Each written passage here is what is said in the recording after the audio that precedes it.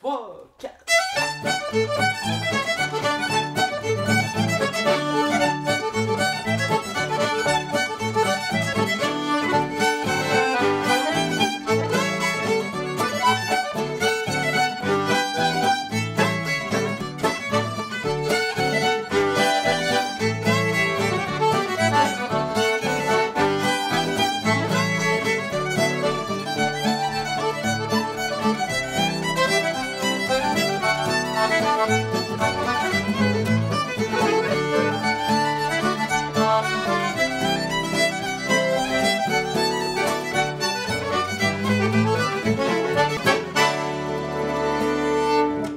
Bonjour, mon nom est François Couture, bienvenue dans mon studio d'enregistrement.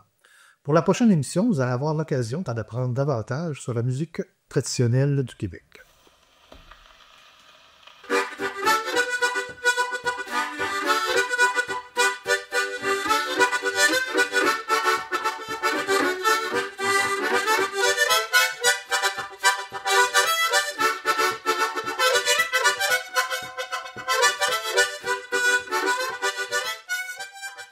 Donc, l'harmonica qui a été inventé vers 1816 par un monsieur Bushman a fait des petits, puis c'est un instrument qui était assez accessible, pas très coûteux, ce qui fait qu'il s'est répandu un peu partout à travers le monde. Évidemment, le Québec, on a été partie prenante pour cet instrument parce que ça se transporte bien, ça coûtait pas très cher à l'époque, et on a été inondé d'harmonica qui venaient essentiellement d'Allemagne.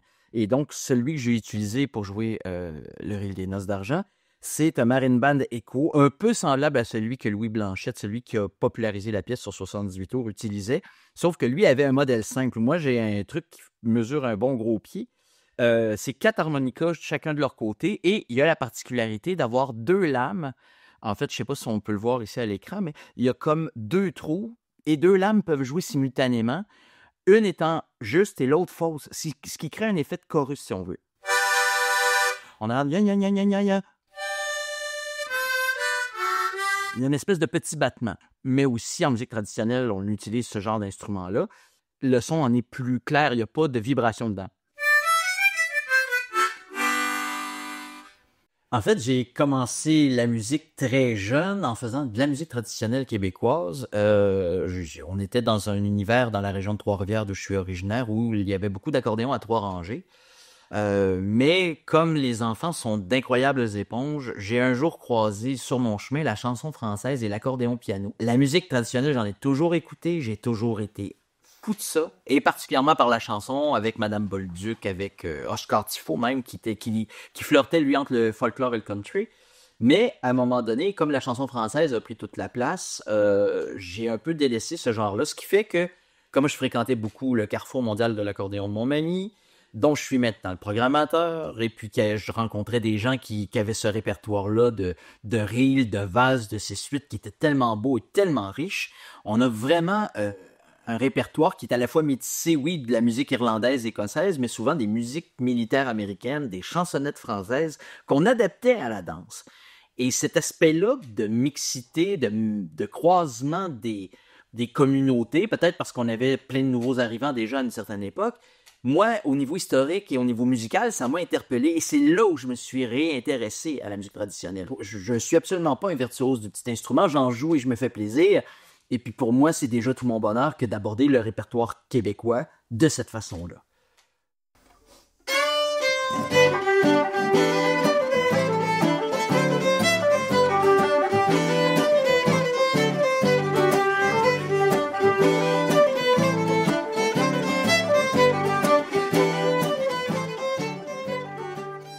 Irish Washerwoman, ou bien en français la blanchisseuse irlandaise, c'est une gigue traditionnelle connue pour avoir été jouée dans toute la Grande-Bretagne, en Irlande ainsi qu'en Amérique du Nord.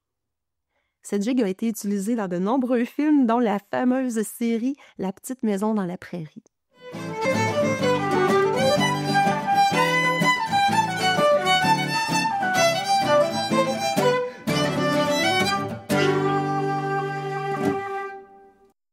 Alors bonjour, je m'appelle Stéphanie Labbé et puis je joue du violon depuis que j'ai 3 ans et demi. Vous allez dire 3 ans et demi, comment est-ce qu'elle a fait pour savoir qu'elle voulait jouer du violon? Mais en fait, j'ai été hospitalisée puis dans tous les jouets que j'avais, ma mère m'avait acheté un petit violon en tôle. Puis quand il est apparu, j'ai lâché toutes mes poupées puis je me suis mis à jouer dessus. C'est là qu'on a découvert mon intérêt pour le violon.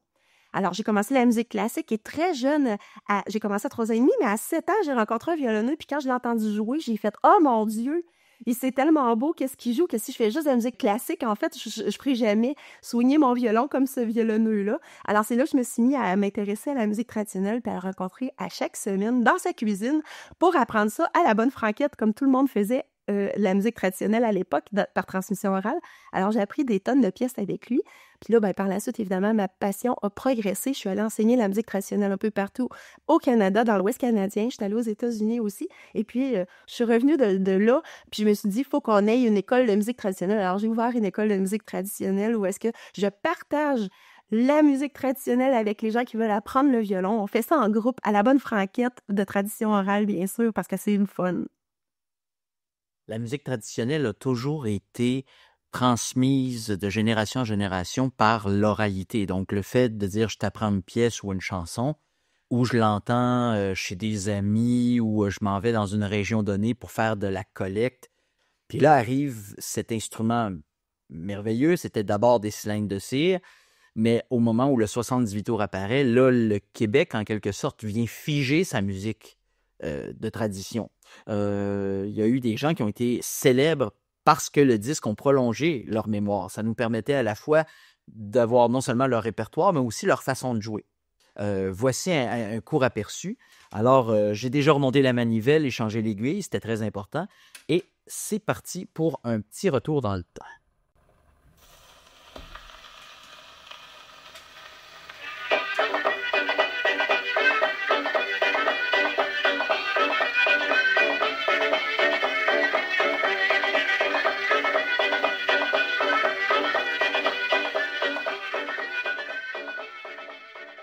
Ce qui est fantastique dans la musique enregistrée dans les années d'avant 1950, avant l'arrivée du ruban, c'est que tout était enregistré en première prise, directe, comme si vous preniez une photo. Donc, quand on écoute ces musiciens-là, il n'y a pas de montage. S'il y a une erreur, s'il y a une mauvaise respiration, il faut vivre avec ou recommencer la prise. On enregistrait directement sur des plaques de cire qui étaient préchauffées. Et après ça, il fallait prendre ces plaques et faire comme un développement de photo, les plonger dans des bains d'acide pour aller faire en sorte de greffer des particules de métal qui se trouvaient dans le bac. Et un coup que la plaque de métal était formée, là, le son était sauvé. Mais tant que la plaque de cire n'avait pas passé par là, le son restait immensément fragile. C'est ce qui fait que chacun des documents qu'on écoute en 78 tours d'avant 1950, c'est des petits bijoux parce que la performance qu'on entend, c'est une performance qu'il faut qu'il soit la plus parfaite possible. Et je pense que les musiciens traditionnels avaient ce don de vous offrir de l'instantanéité. C'est ce qui fait que chaque enregistrement est unique en soi. Alors, avant de vous jouer de cette magnifique flûte-là, j'aimerais vous en parler un peu parce que la plupart des gens ne la connaissent pas. Dans le monde, ça s'appelle souvent la flûte irlandaise. Il y en a qui l'appellent la flûte folk, la flûte trad, mais souvent on l'entend nommer comme étant la flûte irlandaise, alors qu'elle n'a absolument rien d'irlandais, cette flûte-là. Fait que pourquoi on appelle ça la flûte irlandaise? Ben en fait, c'était cette flûte-là simplement la flûte d'orchestre qui était jouée dans tous les orchestres classiques en Europe, jusqu'à il y a à peu près 150 ans, à l'époque où la flûte en métal est arrivée, la flûte en métal qu'on voit aujourd'hui partout. Donc, la flûte en métal était supérieure à cette flûte-là. Donc, cette flûte-là est tombée dans l'oubli partout dans le monde, sauf en Irlande, parce que, qu'est-ce qui se passait 150 ans, il y a 150 ans en Irlande, en même temps que l'arrivée de la flûte en métal? C'était la famine.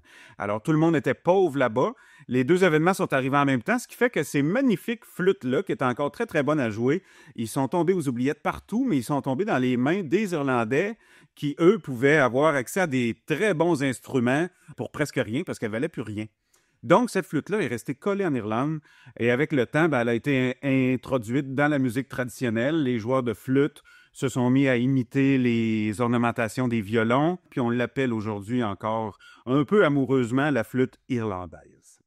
1, 2, 3...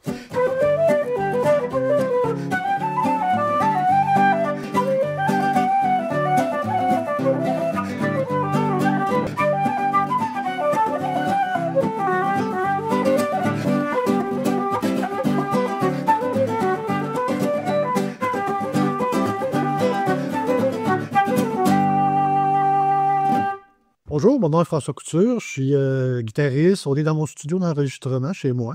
Je suis aussi compositeur. Une anecdote qui est un peu pourquoi j'ai un studio. Je vous dirais, j'ai commencé à apprendre la guitare à 7 ans, puis je me rappelle, j'ai même encore la feuille ici quelque part dans mon classeur. Je savais 4 notes à la guitare, puis j'avais composé une chanson avec les 4 notes que je savais, que j'ai écrit, qui dure à peu près 8 mesures. C'est aussi simple que ça. Et je l'avais appelée ma composition. C'est ça. Et de fil en aiguille, bon, ben, étant compositeur, j'ai loué souvent des studios dans ma carrière. Et au lieu de louer, j'ai décidé d'investir, j'ai décidé de m'en bâtir un, comme je me suis bâti mon studio ici, qui fait que maintenant, je suis plus indépendant, tu sais, de faire mes projets comme au rythme et au moment où je le veux. Et j'accueille des gens comme pour aujourd'hui, là, comme pour l'émission qu'on fait sur la musique trad, là, tu sais, c'est très agréable. Je vais vous en parler un peu. Le bodhrán, c'est le tambour associé à la musique celtique irlandaise. Il y en a ici au Québec. D'où ça vient, le tambour irlandais? C'est difficile à savoir parce que les tambours et les flûtes, c'est les plus vieux instruments du monde. L'Irlande a déjà été couverte de beaux grands arbres qui ont tous été coupés en quelques dizaines d'années pour faire les bateaux. Le bois est une denrée extrêmement rare en Irlande. Surtout les grandes planches larges, fait qu'eux autres, ils mettent jamais dans le foyer des belles grosses bûches d'érable comme on fait ici, ce serait sacrilège. Alors, à une époque où le bois était si rare, on peut imaginer que dans les pubs, les plateaux, pour faire le fond des plateaux, ça prenait des grandes planches assez minces. Il n'aurait pas gaspillé du beau bois pour faire le fond des plateaux. Il serait plutôt allé prendre de la peau de chèvre ou de mouton, ça, il y en avait partout dans les collines. Alors, ils tendent la peau en dessous d'un petit anneau de bois qui lui prend pas beaucoup d'espace. Et puis, le fond, lui, devient dur. Ça permet de faire un beau grand plateau qui a pris presque pas de bois. Et puis, ben, la musique, comme elle se fait toujours dans les cuisines, quand le party pogne, tout le monde prend ce qu'il veut bien prendre pour jouer de la musique. Et on peut très bien imaginer que quelqu'un aurait pris ce plateau-là, qui, somme toute, faisait un certain son agréable, en aurait joué avec sa main, et peut-être à la suite, plus tard, avec le bâton qu'on appelle le tipper. Et c'est comme ça que le bodhrán serait né en Irlande. J'ai fait faire un beau navire, un bâtiment. L'équipage qui le gouverne sont des filles de 15 ans sur l'eau, sur la rivière, sur le bord du vaisseau. Je vais vous parler de Sandy Faulkner. C'était un colonel et un joueur de violon et surtout un conteur d'histoires à dormir debout. Alors, une histoire à dormir debout, c'est quoi? C'est une histoire qui est tellement invraisemblable que les gens finissent par s'en désintéresser de l'histoire puis finissent par s'endormir dessus. En 1949, il a composé l'air de la chanson historique officielle de l'État de l'Arkansas qui s'appelle « The Arkansas Traveler » ou en français « Le voyageur de l'Arkansas ».